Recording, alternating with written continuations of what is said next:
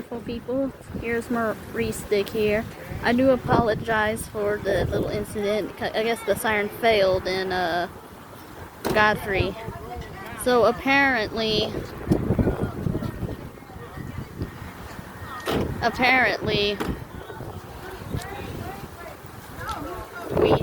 I had to make changes. Here is their whelen. It's pretty tall. It's not a very small one. You can hardly see it because of the building in the way, but it's right there.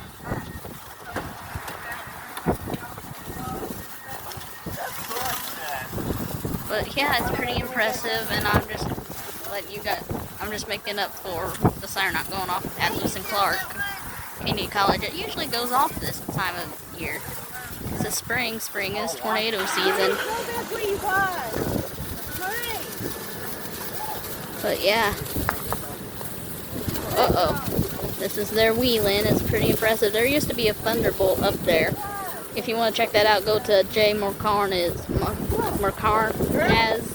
Siren Archive, I think.